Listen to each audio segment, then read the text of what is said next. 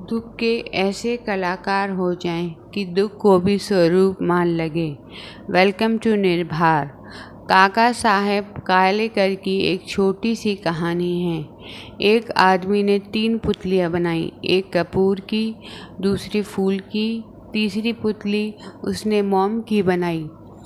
अब इन तीनों पुतलियों की इच्छा हुई कि सर्दी के दिन हैं तो अग्नि के पास जाकर गर्माहट प्राप्त करें। अब पुतलियाँ जब कपूर की, फूल की और मोम की हैं और वे गर्माहट लेने अग्नि के पास गई तो हम समझ सकते हैं कि क्या स्थिति होगी। कपूर की अग्नि के पास जाएगा तो वह तुरंत भस्म हो जाएगी, वह पुतली जल गई। फूल की जो पुतली थी वह अग्नि के पास गई तो सारे फूल कुम्हला गए, और मोम की पुतली जब अग्नि के पास गर्माहट लेने गई तो वह पिघल गई। उस आदमी ने फिर 3 मूर्तियाँ बनाई, एक मूर्ति पत्थर की, एक मूर्ति कपड़े की और एक मूर्ति लकड़ी की। इन तीनों मूर्तियों की इच्छा हुई कि नहाने जाएं। नहाने गई तो पत्थर की मूर्ति डूब गई, कपड़े की मूर्ति भीग गई और लकड़ी की जो मूर्ति थी वह तैर गई। उसने फिर 3 मूर्तियाँ बनाई, एक मिट्टी की, एक लोहे की और एक आटे की। यह तीनों भी नदी में गईं। मिट्टी की जो मूर्ति थी वह गीली हो गई और डूब गई, लोहे की मूर्ति डूब गई और आटे की जो मूर्ति थी उसे पानी में मछलियाँ खा गईं। तो कुछ डूब गए, कुछ बह गए, कुछ अग्नि के पास जाकर नष्ट हो गए। इस कहानी से 2 बातें समझनी चाहिए। अपनी प्रकृति के विपरीत नहीं जाना चाहिए, वरना ऐसा होगा। यही बात दुख पर भी लागू होती है। हमारी प्रकृति सुख की है, उसके विपरीत जाएंगे तो दुख तो आएगा ही। जब व्यक्ति को अपने स्वरूप की स्मृति हो जाए तो फिर दुख समाप्त हो जाता है। इंसान हो या पशु पक्षी, हर एक जीव को सुखी होना अच्छा लगता है। हर एक इंसान अपने धर्म स्थान में धर्म गुरु या बुजुर्गों के पास से सुख के आशीर्वाद की चाहत रखता है। मनुष्य के हृदय में प्रेम का जन्म होता है और मस्तिष्क में से बुद्धि का जन्म होता है। प्रेम हमेशा अच्छा ही होता है, जबकि बुद्धि 2 प्रकार की होती है, सद्बुद्धि और कुबुद्धि। जैसे सुमति और कुमति भी कहा जाता है। आज सभी को सुख में प्रदेश में जाना है। जो लोग चोरी और लूटपाट करते हैं उनका इरादा इस तरह सुखी होना होता है, लेकिन कुमति से अपनाया हुआ कुमार्ग और एक भी कुमार्ग सुख तक नहीं जाता।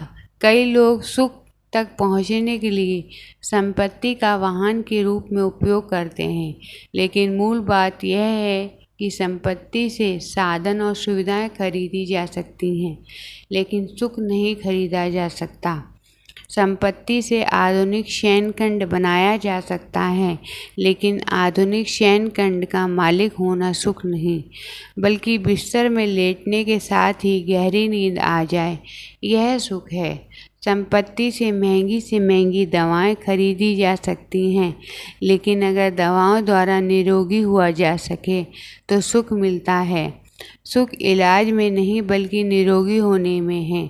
संपत्ति से कीमती पुस्तकें खरीदी जा सकती हैं, लेकिन सुख पुस्तकें खरीदने में नहीं बल्कि पढ़कर समझकर खुश होने में है। इसलिए सुखी होना हो तो संपत्ति से सुमति अधिक उपयोगी है। एक व्यक्ति अपने घर की दीवार पर कील ठोक रहा था। कील दीवार में जा नहीं रही थी। उसे उस दीवार में से काम था, कुछ टांगना था। दीवार केवल ईंटों की थी तो उसमें कील लग ही जानी चाहिए थी, लेकिन बार बार आधे घंटे तक कुछ नहीं हुआ। फिर उसने सोचा कि यह क्या हुआ। उसने देखा तो पता चला कि कील का टोप उसने दीवार की ओर रखा था और नोक पर वह हथौड़ा मार रहा था। तो कैसे जाए?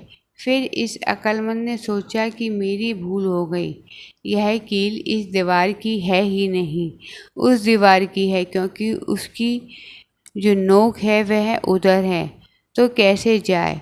उसे काम था इस दीवार पर, लेकिन कील को उल्टा पकड़कर वहाँ जाकर लगा दिया और फिर हाँ रुकता तो अच्छा था, लेकिन आगे गया।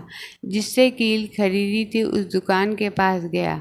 भले आदमी, धोखेबाजी कर रहे हो, मुझे इस दीवार की कील चाहिए थी और आपने उस दीवार को दे दी। वह व्यापारी उससे भी ज़्यादा आगे निकला और बोला कि मेरी दुकान तो इस बार सभी कीलें इसी दीवार की आई हैं, जब नया स्टॉक आएगा तब आपको दे दूंगा। कहने का तात्पर्य यह है, दीवार बदलने की आवश्यकता नहीं थी, कील को थोड़ा उल्टा करने की ज़रूरत थी। दुख में भागने की नहीं, बल्कि दृष्टि बदलने की आवश्यकता है। मैं दरिद्र सम दुख जग माही, पुष्प पत्तों के बीच छुप जाते हैं तो दिखाई नहीं देते।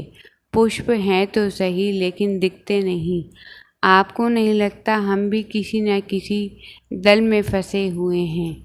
कहीं मेरा ग्रुप, कहीं तुम्हारा ग्रुप, कहीं मेरी पार्टी, कहीं तुम्हारी पार्टी, कहीं यह परिवार, कहीं वह परिवार, कहीं यह संप्रदाय, कहीं वह संप्रदाय।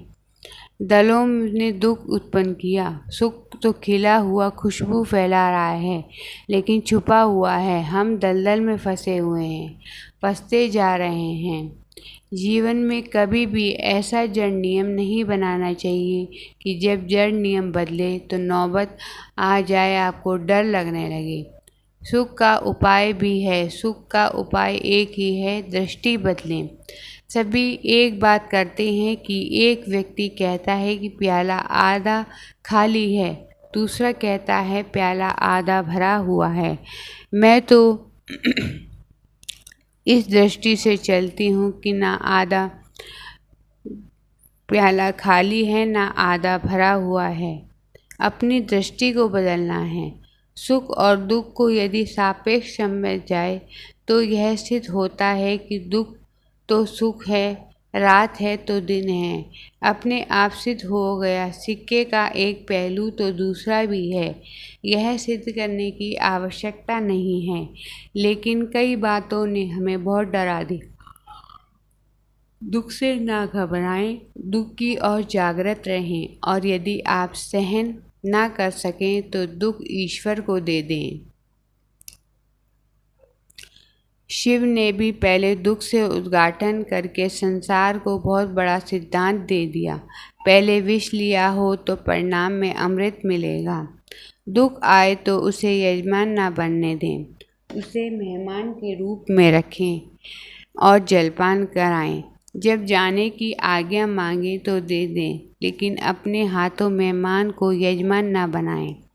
वैसे मैं देखता रहता हूँ, आजकल बहुत देखता रहता हूँ, भगवान सारी सुविधाएं देता है, फिर भी आप दुखी हैं। आप अपने हाथों द्वारा अर्जित करते हैं।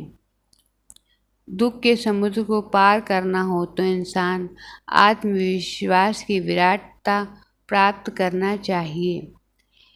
सुख और दुख दोनों को स्वीकार करना पड़ता है, या तो दोनों को छोड़ना पड़ता है।